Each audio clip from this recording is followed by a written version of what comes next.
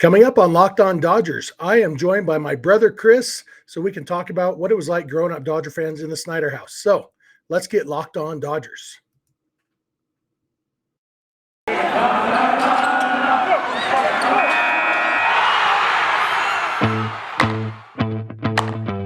You are Locked On Dodgers, your daily Los Angeles Dodgers podcast. Part of the Locked On Podcast Network, your team every day.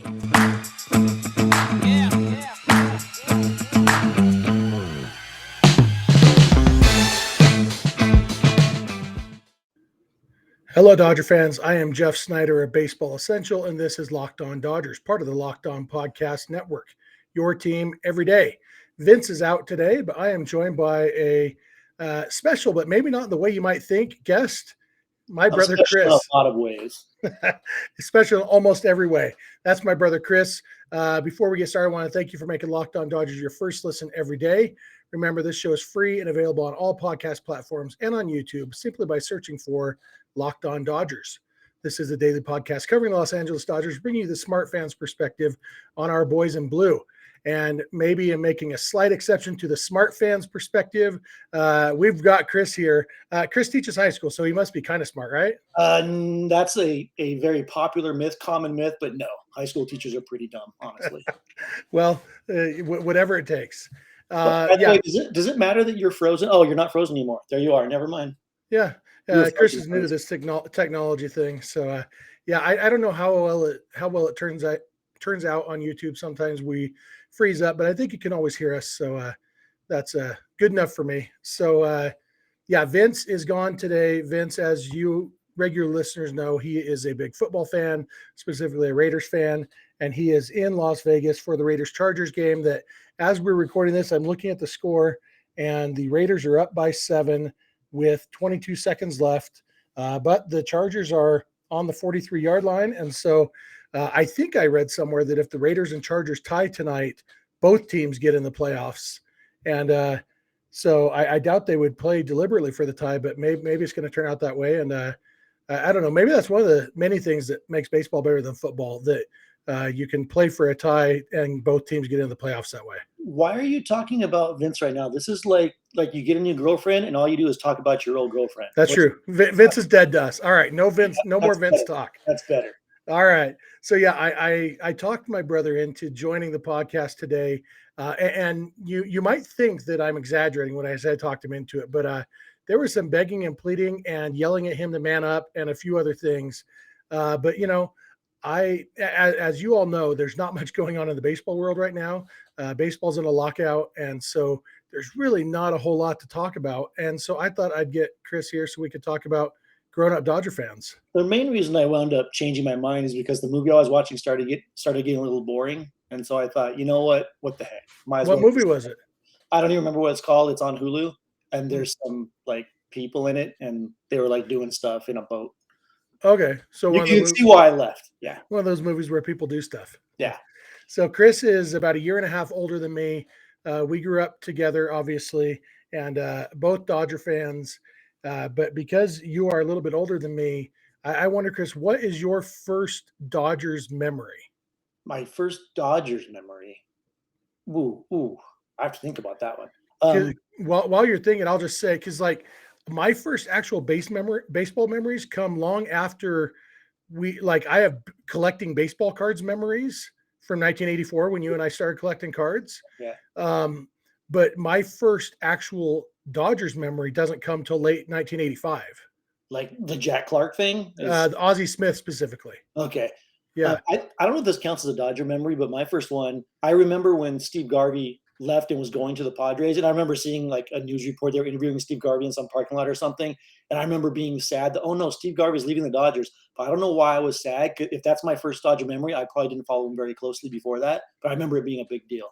Yeah, and that's when if I always think if I was just a year or two older, I might care, but I think of Steve Garvey as a Padre, you know, and I've mentioned, I think on this podcast before, you and I and our friends who we collected baseball cards with, we had a card, the 1983 Fleer card, or as we called it, 1982 Fleer, because the last year on the back of the card was 1982. So it must be 1982.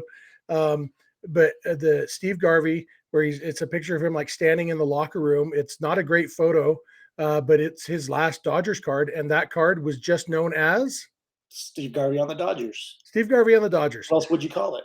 Yeah, that's what that card was, and that was the most popular card in our neighborhood. I think we were constantly trading for it. I imagine that card was traded for hundreds of dollars worth of cards over its lifetime. Yeah, and didn't you just order like 7,000 of them recently? Only 6. I went on eBay because you ended up with Steve Garvey on the Dodgers in your collection when we split up our cards as adults.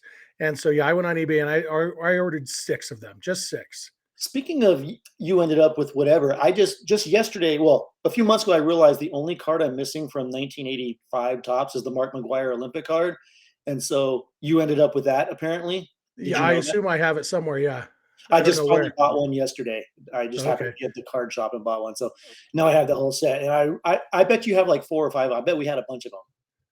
Maybe, I don't know. I assume whatever we had isn't in very good condition. I want you to find out. Well, mine is in mint condition now, so take that. That's good. Yeah, we enjoyed collecting baseball cards. We weren't great at taking care of them. I don't know if I've ever told this story on the podcast. The first year we started collecting 1984 Topps, those cards, they had the action shot and the team name down the left side, and then in the bottom left corner was a little headshot picture of the player. And we, in our wisdom, as I was almost 7 and you were 8, something like that.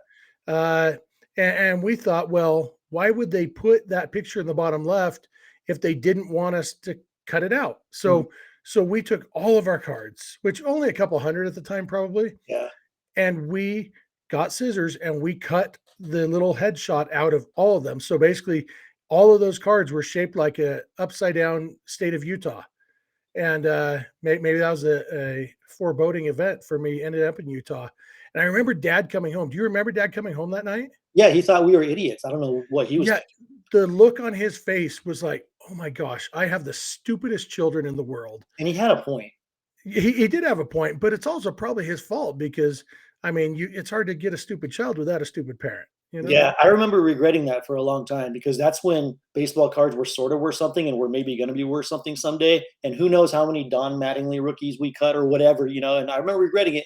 And now turns out they're not worth anything anymore. And you can just go buy them for a few cents anyway. It doesn't matter. Yeah, we grew up in the era where we all grew up hearing our parents talk about their baseball cards that their mom threw away or that their brother stole or that they used to put in their bike tires because they didn't know how valuable they were going to be. And so, everybody our age grew up listening to some old man talking about, I used to have a Mickey Mantle rookie card or a Willie Mays rookie card, and it would have been worth I could be retired. And so we grew up thinking, I'm never going to get rid of these cards because they are going to be worth something when my kids are my age. Yeah. But the problem is all of us had that same experience of never getting rid of our cards, and the baseball card manufacturers knew that we were all stupid like that. And so they made a ton more. And so instead we just have 60,000 pieces of cardboard that are worthless. I feel like if more people had cut their cards up the way we did, then they'd be worth more today. Well, the ones that weren't cut up would be worth more today. So it's really everybody else screwed up on that. Yeah, that's probably true.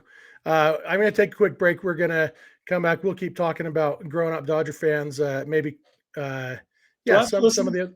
So I have to listen to you do one of those ads or something? You can put your fingers in the ears. You don't have to listen to anything. All right.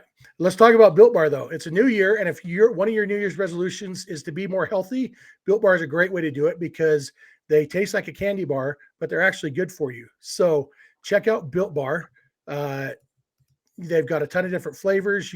I keep seeing my brother with his fingers in his ears. You can go there. If you don't know what flavor you like, order a mix box. They'll send you 2 of a bunch of different flavors, and then you can pick your favorites and know what you want to order the next time. But the best part is they're all covered in chocolate, and they're all delicious and good for you. 130 calories, 4 or 5 grams of sugar and carbs, 17 grams of protein, none of the junk that's in a candy bar.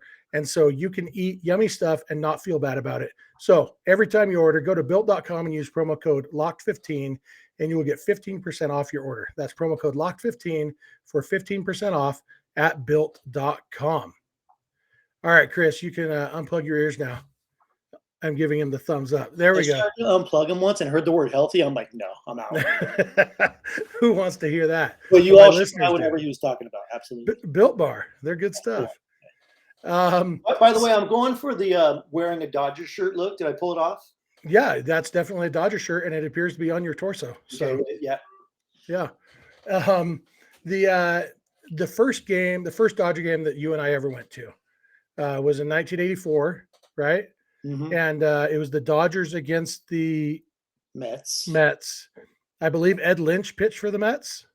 Yeah, for years I thought it was Doug Sisk, but it was Ed Lynch. They're the same person. Same person. Yeah. And I don't remember anything at all about that game. You have memories of the actual game, right? Well, I have memories of Doug Sisk pitching, so maybe they're not like. And I think it was against Oral Hershiser. That's what I think of. And we looked it up not that long ago. Was am I right about that? It was Oral pitching. I think so. Wow.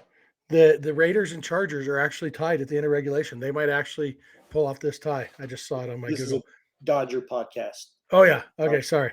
And it is also it's the Rafael Santana game, and you know why that is. What would be a Rafael Santana game? I think he was in the 6th or 7th inning. The Dodgers were behind, and easy inning double play ground ball to Santana at short, and he threw it away into right field and led to a rally, and the Dodgers wound up winning. That's why it's the Rafael Santana game that he'll It's never like live down. the Matt Holliday's crotch of a earlier generation. Mm-hmm. What's your most memorable Dodger game that you and I attended together? Well, that has to be the Matt Holliday crotch game. It has to be because it was a playoff game that we were about to lose. The first playoff game that either of us had ever been to. Mm-hmm. And we had really good seats thanks to yours truly, who bought them. Yours truly means you, right? This is high school teachers for you. Yes, I paid for the tickets. Yes. The guy with us smelled good. I remember that. I remember you commenting on that many times. Frank Ramirez, man, that dude could smell good. I have a buddy named Frank Ramirez. Probably not the same person. I have no idea if his last name is Ramirez, but I just made that up. But it might be. I don't know. Well, that's good to know. Yeah, that was a fun one. As kids, probably before that one, our most memorable one was the one we went to in June of 1988.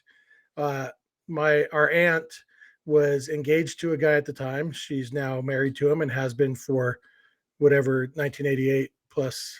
There's no way of knowing how many years that is. Yeah, you teach history, not math, right? Yeah. But they've been married since October 1988. But in June, they took us to a Dodger game for my birthday. And I was 11, you were 12, and they got us the worst seats in the stadium. And they swore that the reason they bought these tickets was because they were in row JJ. And my nickname, what I was called back then, was JJ. And so I don't know if I buy that story. I still think they bought those tickets because they were the cheapest because the seats sucked. Then they're like, oh, cool, it's row JJ. We can pretend we did that on purpose. Yeah, there's no way that they did it on purpose because they were. I mean, wasn't there like a pillar in front of one of us could barely see the field? Yeah, because we were in the top row of the reserve section, out in right field. Not even the part of the right field reserve level that's in fair territory. We were in foul territory, so even if a ball had come to us, it would have just been a long foul ball. But at one point during the game, we heard a car alarm going off, and Uncle Matt looked down into the parking lot, spotted his car, and saw that it wasn't his car with the alarm going off. From our seats, we had a better view of the parking lot than we did of the game. Yeah, and I feel like after the tickets he bought us, he probably deserved to have his car broken into. So it kind of sucks that it wasn't his. Now, just in hindsight. Yeah. I regret not having someone break into his car that night. It's probably not too late to break into his car. No, it's almost 9. Yeah, I could do it. Yeah. Speaking of cars and Uncle Matt, apparently when they got married a few months later, we decorated his car and trashed it a little bit because when I got married in 2003, my car got decorated, including him riding on the windshield in shaving cream or whatever. Revenge is sweet. And so he had held on to that for, 15 years? Yeah, and 20? He made up some story about how something we did to his car didn't come off and it messed up the paint. But again, he's a liar. He also bought the tickets because he was row JJ. Okay, Matt, sure. Yeah. So yeah, we come from a family of liars, but a family of Dodger fans.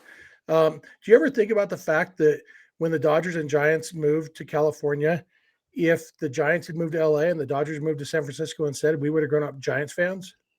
I have never thought about that, but I wish you hadn't said that. Isn't that the worst thing ever? Yeah, it's one of the worst things I've ever heard, but here we are, life's happy accidents. The Dodgers moved to LA instead. Yeah.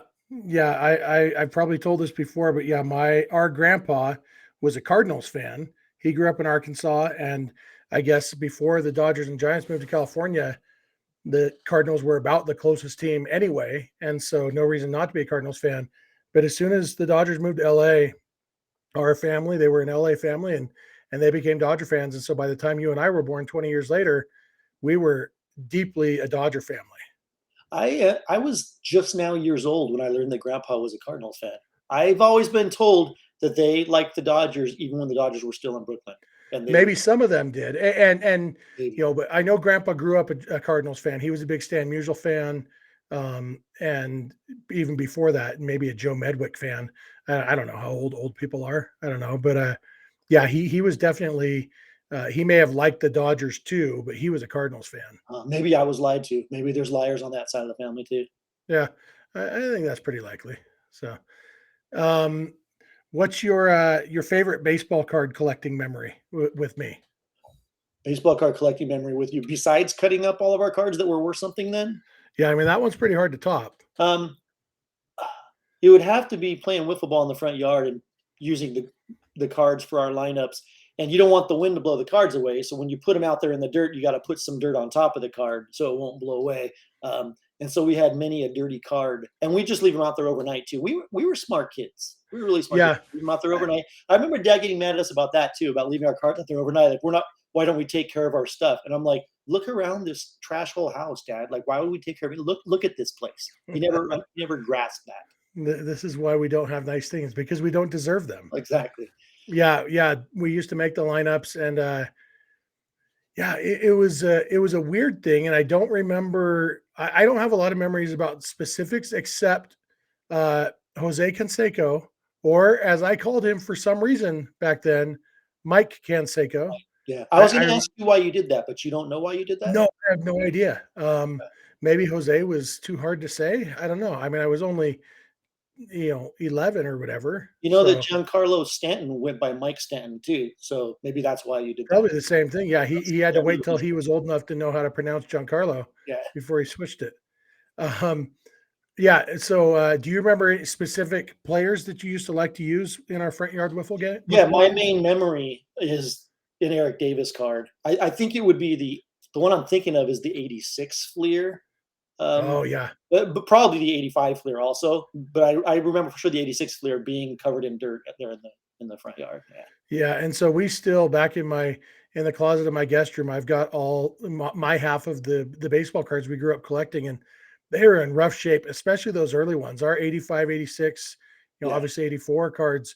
You can tell they've been through a thing or two. They've seen some stuff. I want to know what kind of shape that Mark McGwire Olympic card is in that you wound up with, because I hope it's in really bad shape. I assume it is. I can't imagine we have any cards in good shape from that time period that we actually got back then. Well, we had a few boxes of cards, and our boxes, we named them by number. There was box 1 and box 2, and we knew exactly what was in all of them. Remember box 2? Those things were like mint condition. Do you remember box 2 being the good ones? I do now. I hadn't thought about that in 30 years. I don't know why it turned out that way, but box 2 was like, you look at those cards and they're perfect. It was fun to look through them just because they were perfect. Box 1 was all the stuff that we had destroyed, I think. I don't know why we did it that way. Huh. Yeah, that's all right. We also used to play baseball inside the house. We had a game that we invented called sock ball, where we took a bunch of socks and made them into a ball, fashioned a ball out of them. Do you still have that sock ball? Is that what I heard sometime? I still have it, and it is funky. That thing, I bet. It's super, super like dark from all the dirt and grime on it, because that sock ball is how many years? There's no way of knowing how many years old that is, but yeah, I mean, it's over 30. Yeah, 35 years old or something. It's disgusting, but I do still have it. Yeah. So we had our tiny little house at 413 Adobe Street in Lake Elsinore, and we would kneel in the living room, and we would use one of our mom's sandals as a bat. And you wouldn't hold the sandal, you'd actually put it on your hand, and then we'd pitch underhand, and we had lines. If you hit it off the couch, it's a single. Off the wall, it's a double. So everything, and we would use baseball cards for that too. Often we would have a Braves game on TBS in the background on mute, because that's the only way to watch those '80s Braves games is on mute. Because man, Skip Carey and Pete Van Wieren were awful. And so we didn't take up care of our own things, but we also broke a lot of mom's pictures, the lampshade many times. So we didn't take care of mom's stuff either. But again, she raised us. Like, she didn't have to let us live there, right? Well, one of the things I respect most about mom, and if this was our other podcast that we used to do, you'd probably make some joke about not respecting mom right now. But one of the things I respect most about her is that she understood she would rather have her kids have fun than have nice things. So she just didn't have nice things, Yeah. I think she also understood that, leave us alone. We're going to do what we want, woman. I think she got that too. There may have been some element of that. I'm going to take another break. If you want to put your finger in your ears, Chris. Yeah. I want to thank you all for making Locked On Dodgers your first listen every day, and keep it Locked On Dodgers. BetOnline would like to wish you a happy new betting year as we continue our march to the playoffs and beyond. BetOnline remains the number one spot for all the best sports wagering action for 2022. New year and a new updated desktop and mobile website. To sign up today and receive your 50% welcome bonus on your first deposit, just use our promo code Locked On to get started. Bet from football, basketball, hockey, boxing, and UFC right to your favorite Vegas casino games. Don't wait to take advantage of all the amazing offers available for 2022. BetOnline is the fastest and easiest way to wager on all your favorite sports. BetOnline, where the game starts. If I read the next ad, how much money will they pay me directly within the next hour? Sadly, that was our last ad. You missed your chance, Chris. You could have been making buku bank. Instead, you were sitting there with your finger in your ears. That's probably a kind of a metaphor for your life.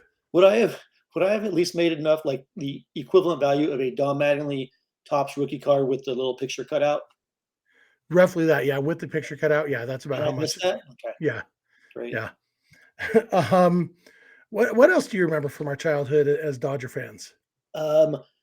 Going to like one game a year. We go to a spring training game every year. Beth and Matt would take us to a freeway series, Dodger Angel game, usually at Angel Stadium because it was closer to where they lived. So that was often the only game we go to, but maybe we go to one other game in the year somewhere. I also remember that the first, I don't know, probably 8 or 10 Dodger games I ever went to, the Dodgers won when I was there in person. The first time I ever saw them lose in person was against the Reds. And I know Rob Dibble pitched that game late in the game. I think he got the save actually. So that was probably like 89 or 90. 89 or 90, yeah. I saw the Dodgers lose. Yeah, in person. Oh. Do you remember when we were kids and you thought that Steve Sax and Steve Garvey were brothers because they were both named Steve and they both played for the Dodgers? Are you telling me they're not brothers? I mean, I haven't seen the birth certificates. Show it to me. Okay. I'm the only one on this current podcast that got a selfie with Steve Garvey, I believe. Yeah, but I took the picture, so it's not a selfie. Yeah. What's that called then? A photograph. Oh, okay. I have a photograph with Steve Garvey. You don't. No, I don't. Yeah, but I did take the picture. Yeah, we've had some fun times as adults too. So you mentioned the Matt Holliday crotch game, but you got to admit that the game when the day you got the picture with Steve Garvey, that was a pretty memorable game too. That was a memorable game. That was the game. What would have been game 5 against the Brewers in the playoffs. 2018 NLCS. Yeah. That was a fun, memorable game. That's because we were in the rich people seats, and that's where I got to get a picture with Steve Garvey and eat all that. And who paid for those? I think I paid for that one. No, that was me too. I remember wrong on that too. Weird. Yeah. Here's an easy rule of thumb: you never pay for anything. Hold on, let me write that down. Okay. YOU. My other most memorable game, even more memorable than that, probably is the first game that we went to when you got your season tickets. When Kershaw hit the home run in the bottom of the 8th to go ahead 1-0. That on opening day. That was 2013 opening day. My first game as a season ticket holder. Uncle Jim was there with us. He's a Giants fan, and he did not enjoy that home run as much as you and I did. No, but that's what he gets, I guess. Why did he go to that? Just because it was the Giants, so he went? Yeah, well, remember, because Dad was going to come too, and it was going to. So Dad and Jim, just because of living far apart, they hadn't spent much time together, so it was like, oh, fun! It'll be a fun, Dad and his brother and his 2 sons, going to a Dodger game together, and then Dad woke up, puking his guts out, and so Dad ended up not coming. So it was you and me and Uncle Jim and Stan Crippen and Roy Southwick, I think. Yeah. Is that all that was? Jim had a friend there. Jim had a friend there too. Oh, that's right. Jim. Yeah, that's right. Jim had a friend there. So it's supposed to be a nice brotherly thing for them, and instead, one brother was sick, and the other one watched his Giants lose and was sad. Yeah. Yeah, I remember you and me talking about, as it was coming up to the bottom of the eighth, we knew Kershaw was leading off the inning. He was dominating. He was cruising. His pitch count was relatively low, and we were talking about, are they going to pinch hit for him? Because we thought, well, opening day, they're not going to let him throw as many pitches as they would, but I think he was at like 83 pitches or something. So Yeah. it was easily something he could do, and we had just decided we hope they don't pinch hit for him.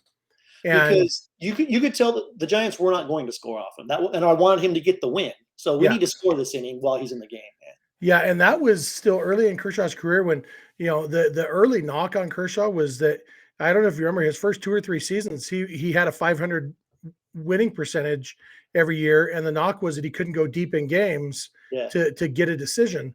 And so he was like 8-8 and then 10-10 or whatever. And so we were like, we don't want another no decision for Kershaw. He was coming off a year he should have won his second straight Cy Young Award, but got robbed, and they gave it to R.A. Dickey instead. Yeah. And going up against Matt Cain. If they'd pinch hit for him then and they'd scored, he still would have got the win. But it also felt like the Dodgers were never going to score. So I just keep Kershaw in as long as you can then. So maybe eventually they score. And the Giants had taken Matt Cain out already.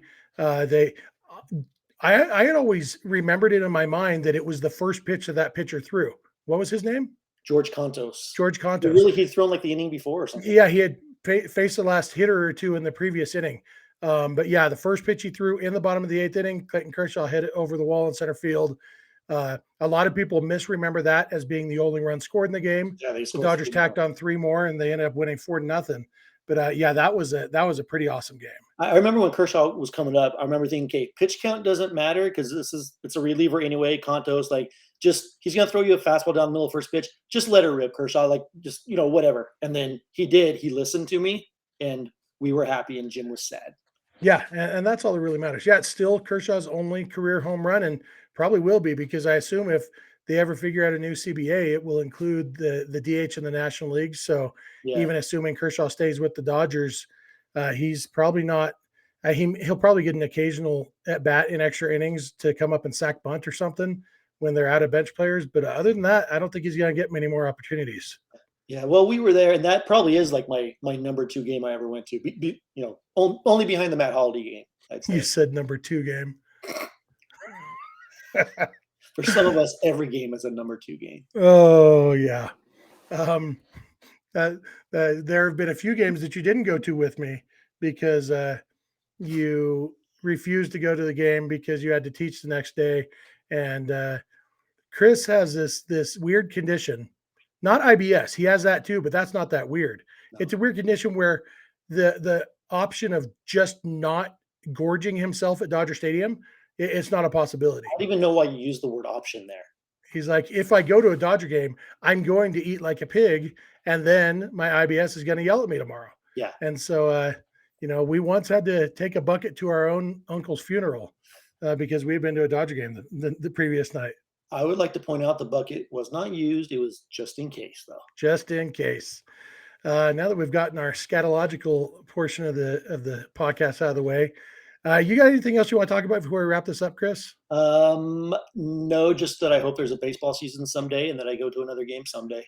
I hope so too. I assume, I hope anyway, that they're not so stupid and short-sighted. You and I are both old enough to remember the strike in 1994 and 95. And they were that stupid and short-sighted. Yeah. And there are a lot of people who never came back, or at least never fully came back as baseball fans. And I think with all that's going on in the world right now, I think it would maybe be even worse. I think people will judge people even more harshly if this work stoppage costs us any games as fans, because it definitely could come across as extremely selfish and short-sighted if they quibble over their millions and billions while people are struggling with COVID and with job issues and everything. Speaking of something you just said that I forgot what it was now, I did just remember something else. Last season, I only went to 3 or 4 games.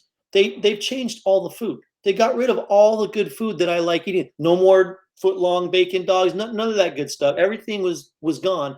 Was that just because there's going to be limited capacity for a long time, so let's thin out the food thing? Or are they going to bring the good stuff back next year? I don't know. I assume. I mean, they always make changes every year, but yeah, that bacon wrap dog was there for many years. And they got rid of the old nachos. You can still get nachos, but just the bigger, more expensive ones, which okay. Yeah. Like the only thing that was the same, I think the soft serve was the same, if I remember right, but everything else was gone that I used to always eat, and it really makes me sad. Yeah, realistic, we probably ought to just sit in either baseline club or dugout club every time we go from now on. Yeah, It- I always pay, but I'll do it. I'm willing. hey, that's magnanimous of you. So that's a big word. Sorry. That's nice of you. You said a word a few minutes ago that I've never heard in my life. Skittle, scattle, talking about IBS. That's our skittle. Scatological? Yeah, what in the world is that? What is that? Wow, you need to Google that because that's a word you of all people should know, Chris. Hey, Google that. What's Google? It's Bing for something what does that word mean though? That scattle. related to poop. Oh, you think I would have known that word? That's what I said. Huh. Okay, now I know it. I still don't know what perfunctory is, though. Don't tell me what perfunctory means. I never would. That's going to do it for today. I want to thank my brother Chris for joining me on the podcast. I always enjoy talking with him. We have a lot of fun together, and maybe we'll have him on. Maybe he'll just be my recurring guest every time Vince isn't available to be on here with me, and we'll just do this. Yeah, but don't talk about him if I'm on here. That's just No, yeah, I'll never mention him again on another episode that you're on. Don't worry. Okay, good, perfect. But we want to thank you all for making Locked On Dodgers your first listen every day. Now for your second listen, check out Locked On Bets, your daily one-time stop. What? Your daily one-stop shop, which is like a one-stop stop, your one-stop shop for all your gambling needs. Locked On Bets, hosted by your boy Q, with expert analysis and insight from Lee Sterling. It's free and available on all platforms. If you're not listening to or watching Locked On Dodgers every day, we would love if you would add 1 or 2 days a month to your rotation. If you have friends or family who love the Dodgers as much as you do, go ahead and tell them about the show. Maybe they'll like it. You can follow us on Instagram and Twitter at Locked On Dodgers. You can follow that guy whose name we're not saying on Twitter at Vince Samperio. You can follow me at Snider. You can follow Chris at Road Marino. No Name and I both have our DMs are open in all of those places, also on the Locked On Dodgers Twitter account. So DM us anytime you want. You can also email us, lockedondodgers@gmail.com, or you can leave us a voicemail or shoot us a text at 323-863-LOCK. We're here every weekday morning, and we hope you'll be here with us. When you get in your car or sit on your couch, tell your smart device to play podcast Locked On Dodgers. And remember, you don't have to agree. You just have to listen. We'll talk to you tomorrow. You really want people to listen to this and to gamble, huh?